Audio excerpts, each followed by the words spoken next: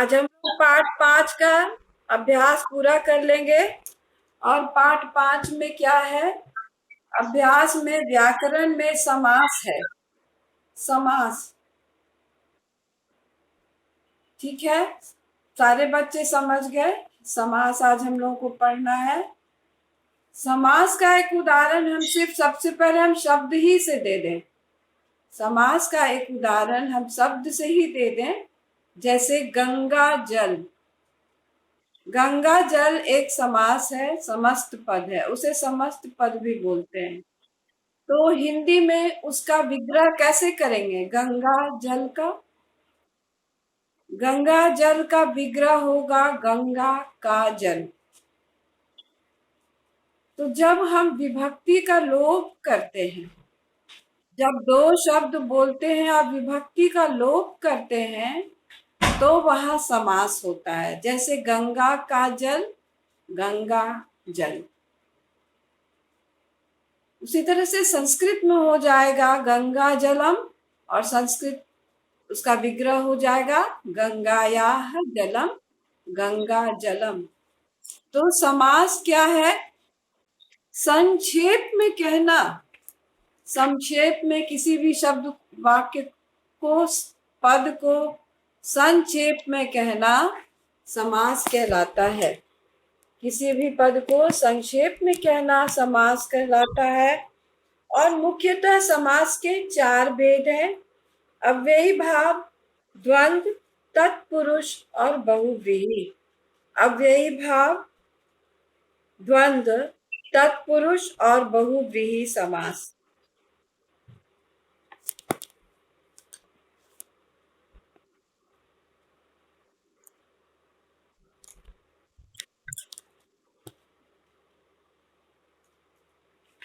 दिखाई दे रहा है आप लोगों को?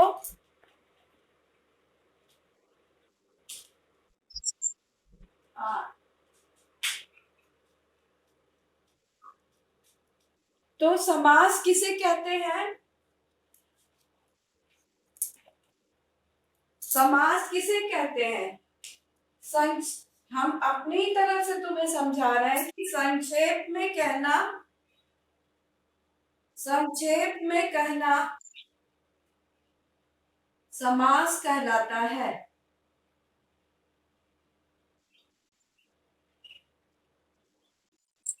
संक्षेप में कहना समास कहलाता है। दूसरे शब्दों में विभक्ति लुप्त पद को, विभक्ति का लोप वहां पर हो जाए, विभक्ति लुप्त पद को समास कहते हैं। विभक्ति लुप्त पद को समास कहते हैं। अगर आप लोग कॉपी में इसे लिखें तो बिल्कुल, हाँ, गुड मॉर्निंग। तो जब हम, आप इसे सब प्रयास करें कि इसे कॉपी में लिखें, प्रयास करें कि इसे कॉपी में लिखें।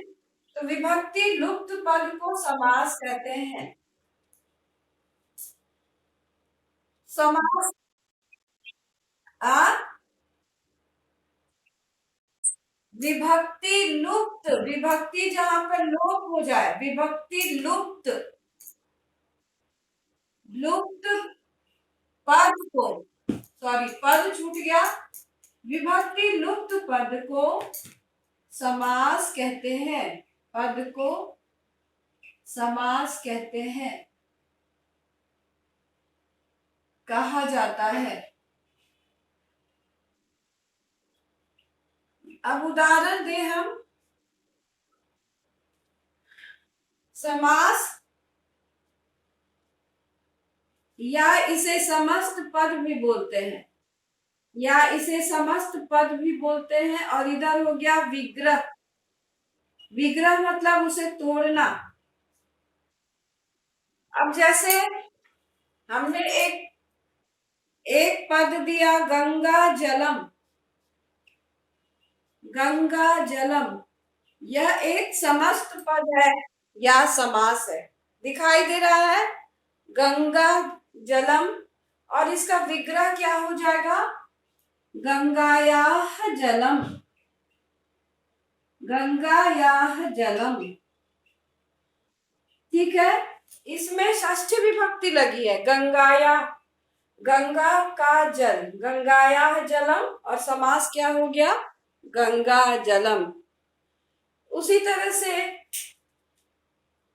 सभापति, सभा जो हो रही है उसका जो पति होता है अर्थात जो उसका नेता होता है, सभापति, सभापति। तो इसका विग्रह क्या हो जाएगा? सभायाः पति।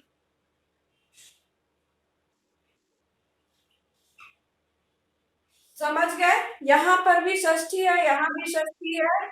इसका लोप हो गया और देखो ये एक पद बन गया। कई पद जब हो, यहाँ पे कई कई पद हैं, यहाँ कई पद हैं, और वे जब कई पद मिलके एक पद बन जाते हैं तो वह समास कहलाता है। और मुख्यतः समास 4 प्रकार के हैं। वे कौन कौन से हैं? अव्ययी भाव, अव्ययी भाव, द्वंद्व, 4 प्रकार के समास हैं मुख्य रूप से। अव्ययी भाव, द्वंद्व, द्वंद्व, दो दो है, तत्पुरुष और बहुव्रीहि। चौथा है बहुव्रीहि। सेकेंड वाला है द्वंद्व। देखो इसका स्पेलिंग यहां लिख रहे हैं, द्वंद्व। द व संयुक्त और द व संयुक्त, ये व है। बच्चे क्या करते हैं, इसको क्या लिखते हैं जानते हो? ये लिख देते हैं, ये लिख देते हैं दुंदु, ये लिख देते हैं। द्वंद्व समास की जगह ये लिख देते हैं बच्चे। लेकिन यह है द व संयुक्त और द व से द्वंद्व। अभी हम लोग पढ़ेंगे तत्पुरुष समास। हम लोग तो प्रारंभ करते हैं अव्ययी भाव से, लेकिन हम अभी प्रारंभ करेंगे तत्पुरुष समास से। दोनों ही बता देंगे जो तुम्हारे किताब में दिया हुआ है। प्रारंभ करेंगे हम लोग तत्पुरुष समास से। तत्पुरुष समास किसे कहते हैं? तत्पुरुष, देखो स्पेलिंग इसका। इस समास में 2 पदों का मेल होता है और इसमें उत्तर पद प्रधान होता है। बाद वाला पद जो होता है वो प्रधान होता है। इसके लिए ये परिभाषा लिखी जाती है कि उत्तर पद प्रधान होता है।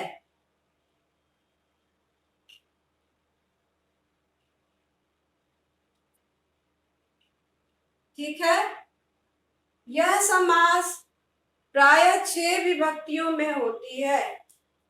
यह समास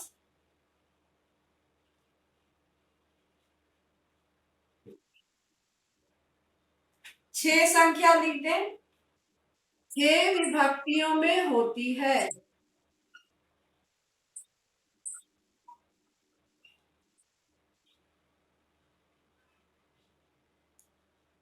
कौन कौन सी? द्वितीया तत्पुरुष, तृतीया तत्पुरुष, चतुर्थी तत्पुरुष, पंचमी तत्पुरुष और षष्ठी, षष्ठी तत्पुरुष और सप्तमी तत्पुरुष।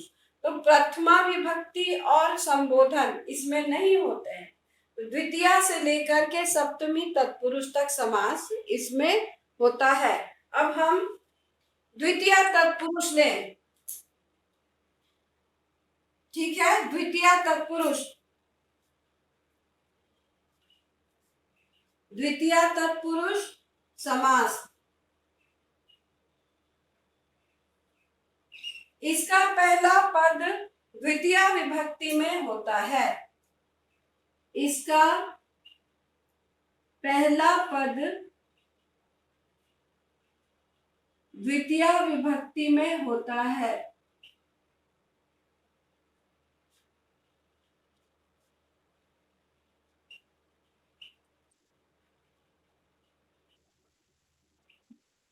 इसका पहला पद द्वितीया विभक्ति में होता है। जैसे जैसे हम दे कृष्णम श्रिता, कृष्ण श्रिता अर्थात कृष्ण पर आश्रित, कृष्णम श्रिता, कृष्ण श्रिता।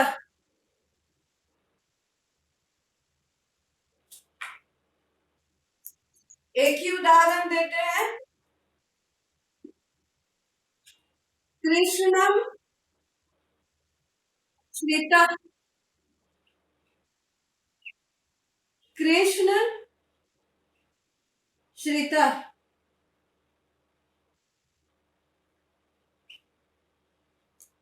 तो कृष्णम श्रिता, कृष्ण श्रिता, कृष्ण पर आश्रित, इसमें देखो द्वितीया तत्पुरुष द्वितीया विभक्ति लगी है। और जब विग्रह ये समास बन गया तो विभक्ति का यहाँ लोप हो गया, कृष्णम श्रिता, कृष्ण श्रिता। ठीक है, अब हम तृतीया तत्पुरुष देखेंगे। ठीक है, तृतीया तत्पुरुष उसी तरह से तृतीया तत्पुरुष में होगा कि जिसका पहला पद तृतीया विभक्ति में हो उसे वह तृतीया तत्पुरुष समास है। पहला पद तृतीया विभक्ति में हो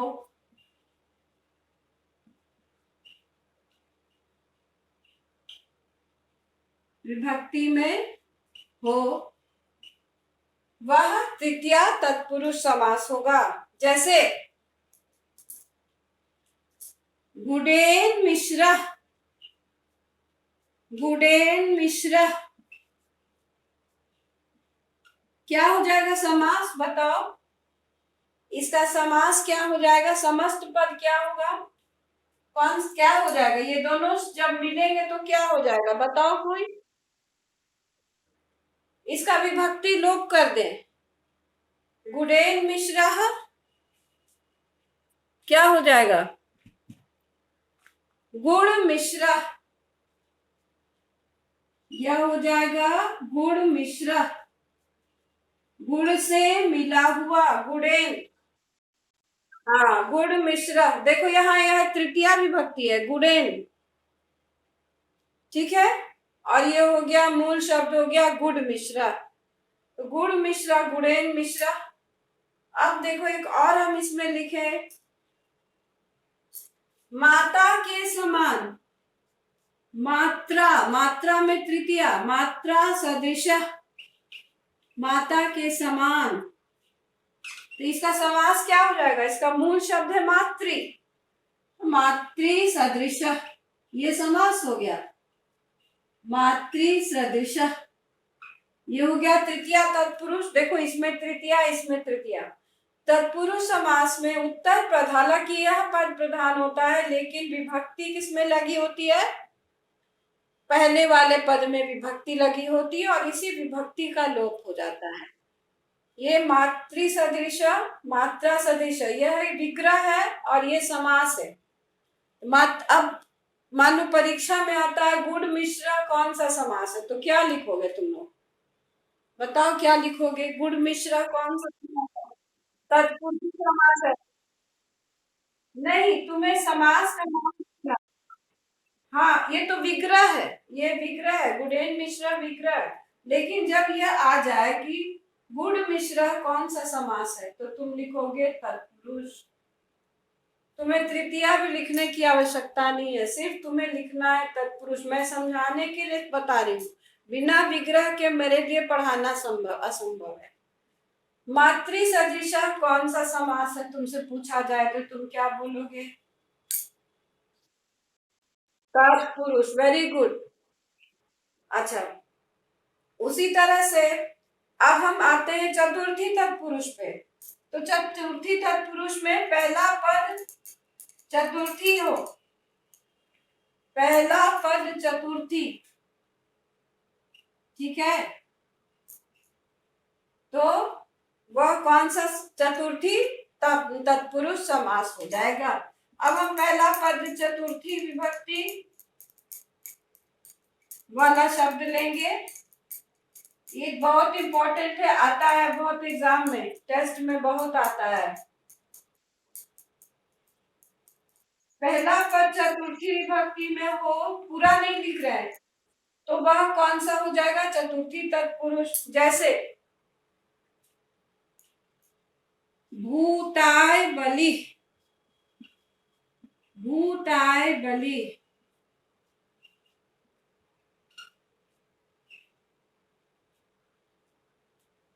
तुमने धर्म शिक्षा में पढ़ा है ना, बलि वैश्व देव यज्ञ, उसमें किसके लिए बलि दी जाती है? भूतों के लिए। भूत वो भूत नहीं है, भूत मतलब जाति, पूरे संसार के व्यक्ति।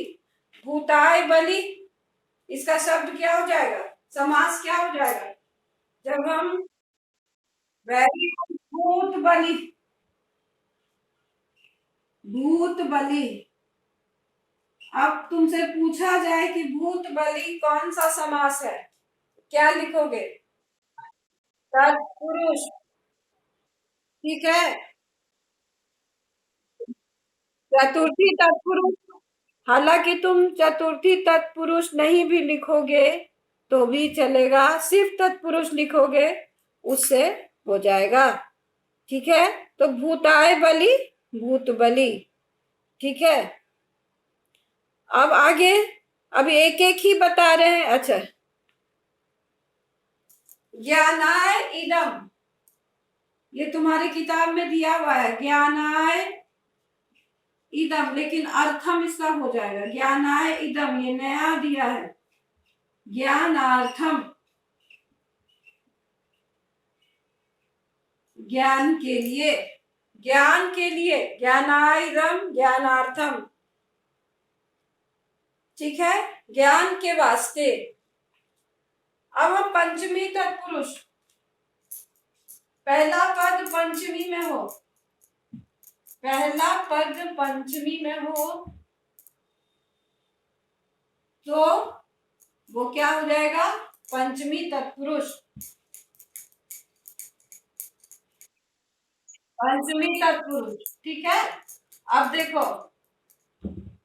पतित में हो जाता है अश्वात पतितः, अश्व से गिरा हुआ, अश्वात पतितः, ये विग्रह है, अश्वात पतितः। ये क्या हो जाएगा समास? बोलो, इसका मूल शब्द क्या हो जाएगा? बोलो, मूल शब्द इसका क्या हो जाएगा? इसका विभक्ति जब हटाएंगे तो क्या हो जाएगा?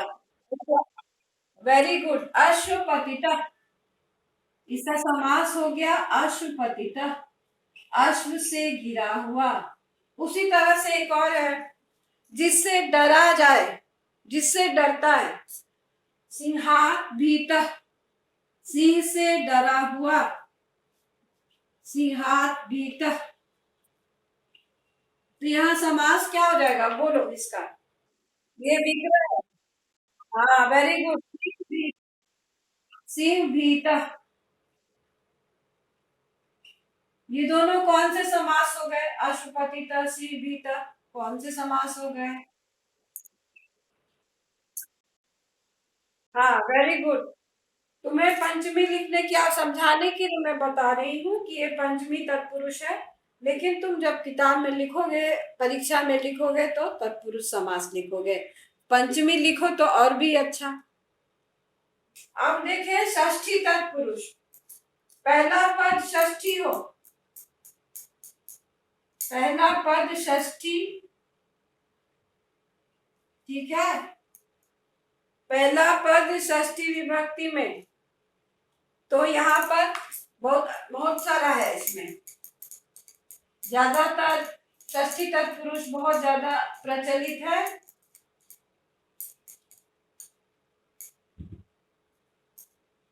राज्ञ पुत्र,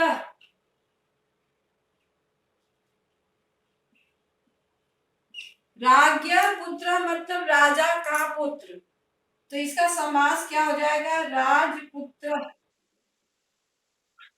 नहीं, राजपुत्र। पुस्तक का नाम आर्य, पुस्तक का नाम आर्य, क्या हो जाएगा? हाँ, क्या हो जाएगा बताओ? पुस्तकालय। ये हो गया षष्ठी तत्पुरुष। पुस्तकालय, ये समास हो गया। ये सब समस्त पद है, ये समास है। राजपुत्र, पुस्तकालय, ये सब समास है। ये षष्ठी तत्पुरुष हो गया। अब हम आते हैं सप्तमी पर। सप्तमी, जिसका पहला पद सप्तमी विभक्ति में हो वह सप्तमी तत्पुरुष समास है। जब पहला पद सप्तमी विभक्ति में हो तब वह सप्तमी विभक्ति में, तब यह सप्तमी तत्पुरुष समास होता है। जैसे जैसे कि निपुण, दक्ष इत्यादि में। जैसे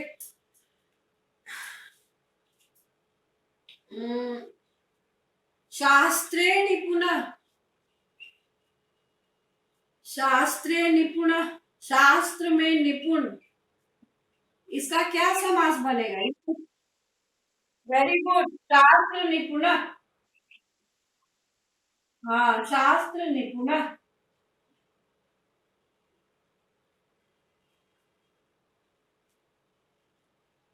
ठीक है, शास्त्र निपुण।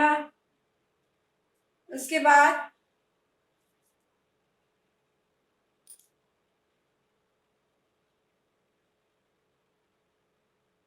नृत्य कुशल,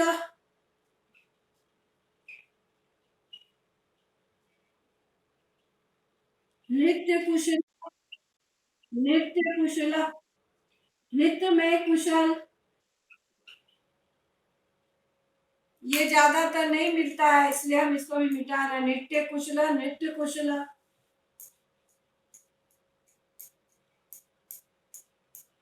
कड़ाही में पका हुआ, कटाहे सिद्ध। कड़ाही, कटाह, ठीक है। कटाहे सिद्ध, सिद्ध मतलब पका हुआ। अब बताओ इसका क्या समास हो जाएगा? कटाहे सिद्ध, कड़ाही। वेरी गुड, कटाह सिद्ध, कटाह सिद्ध। ये तुमको एक छोटा सा परिचय हो गया तत्पुरुष समास का, द्वितीया से लेके सप्तमी तक। अब हम आते हैं द्वंद्व समास। इसको मिटाए। द्वंद्व समास हम लोग जरा आप देखेंगे। द्वंद्व समास, द्वंद्व समास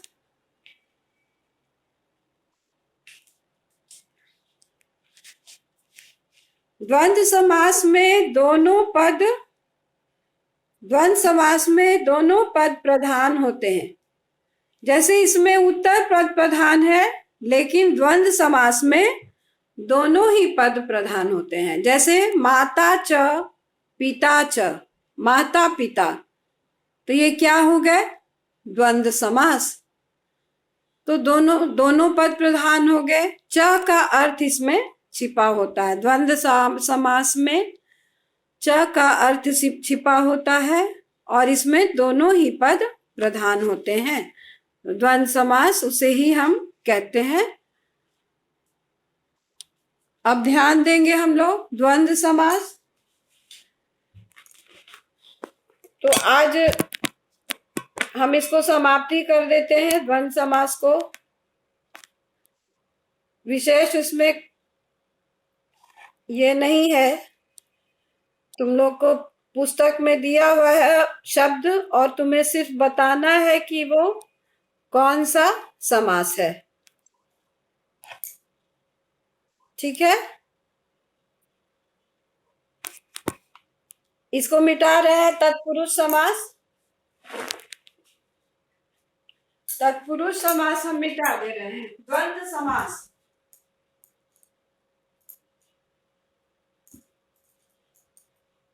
अब यही भाग तुम्हें दूसरे सत्र में पढ़ना है, इसलिए नहीं पढ़ा रही हूँ अभी। अभी सिर्फ तुम्हें द्वंद्व और तत्पुरुष समझा रही हूँ। तो द्वंद्व समास, द व संयुक्त और द व संयुक्त, ये समास जो है इसमें दोनों पद प्रधान होते हैं। 2 या 3 पद भी हो सकते हैं, 4 पद भी हो सकते हैं, लेकिन सामान्य रूप से 2 पद होते हैं। इसमें दोनों पद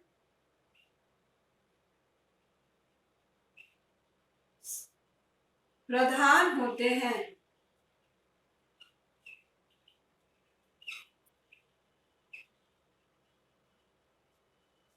समास क्या है? 2 पदों के मेल को समास कहते हैं। संक्षेप में कहना समास कहलाता है।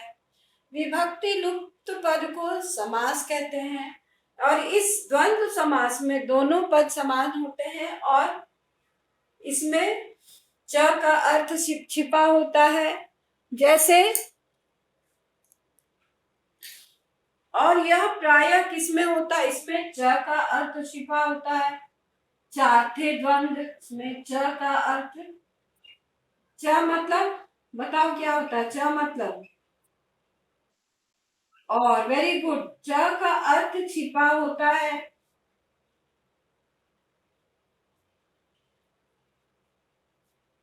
और यह प्रायः द्विवचन में होता है। जब 2 पद एक हो जाते हैं तो वो, जब दोनों ही प्रधान होते हैं तो यह द्विवचन में होता है।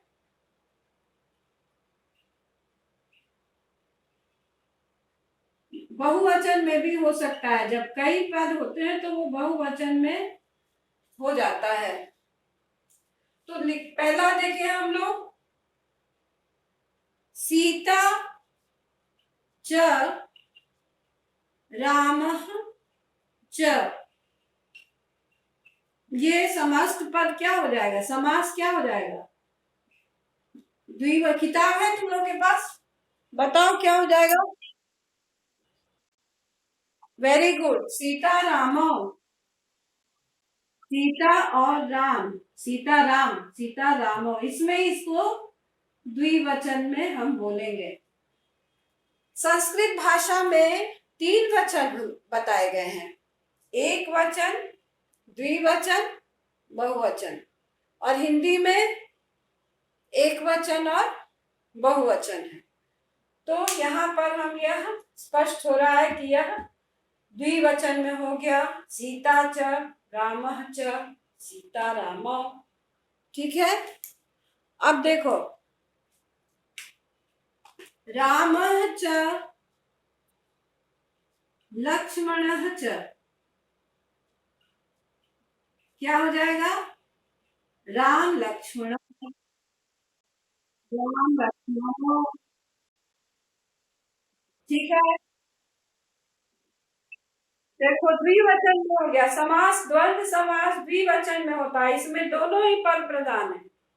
ये नहीं कि उत्तर पद प्रधान है, पूर्व पद प्रधान है, नहीं, इसमें दोनों ही पद प्रधान है और ये प्रायः द्विवचन में होते हैं। अगर अनेक पद हो एक साथ तब वो बहुवचन में हो जाता है। जैसे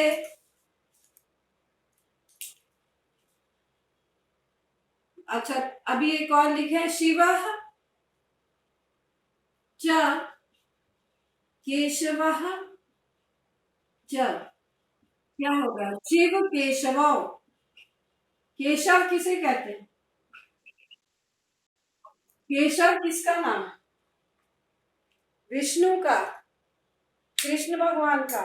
शिव, शिव च केशव च शिव केशव, ये देखो द्विवचन में हो रहा है। कहीं कहीं यह नपुंसक लिंग में भी होता है, समझे, लेकिन ये प्राय देखो द्विवचन में होता है। देखो एक तुम्हारा है बहुवचन का, ग्रीष्म च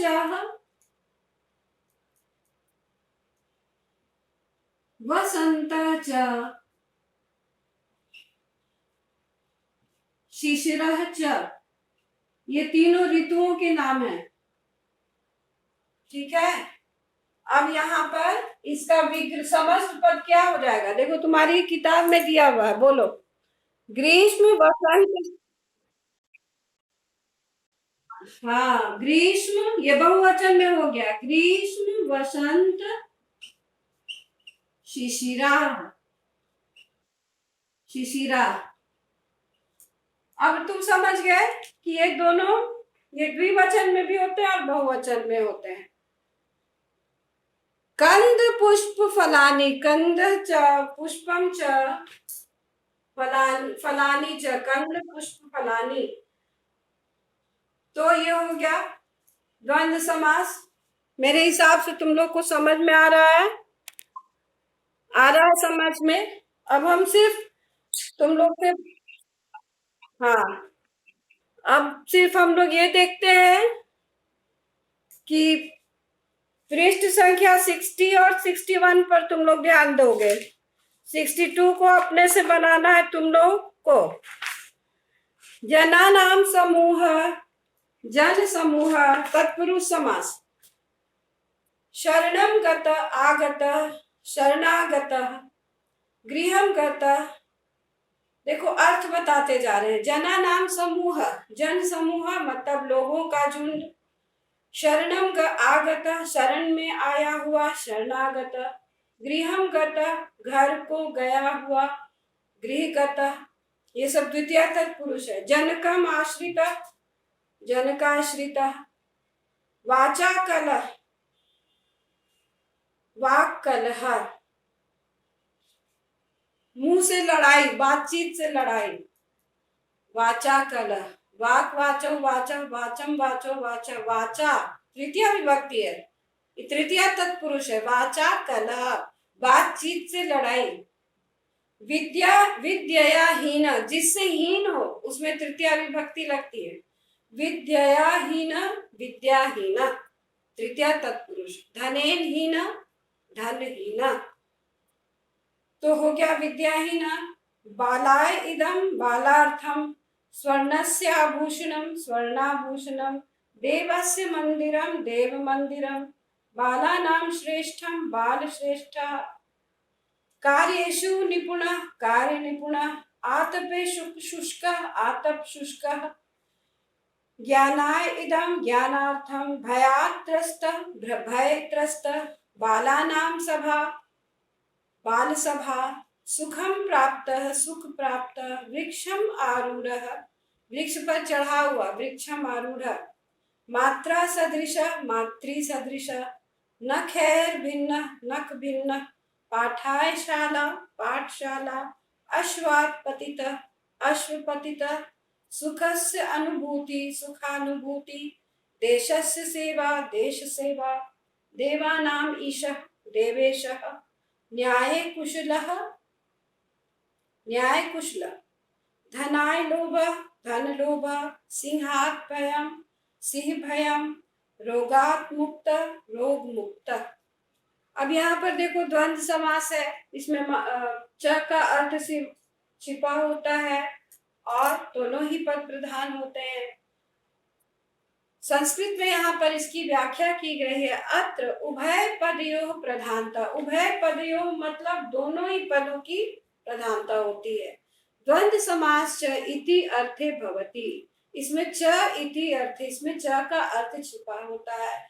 विग्रहे प्रत्येकम पदेन सह च अव्यय पदस्य प्रयोगः भवति। विग्रह के समय प्रत्येक पद के बाद च अव्यय का प्रयोग होता है। जब हम विग्रह करते हैं द्वंद्व समास में तो च का प्रयोग होता है। सीता च रामः च, सीता रामः। अब थोड़ा ध्यान दें हम लोग।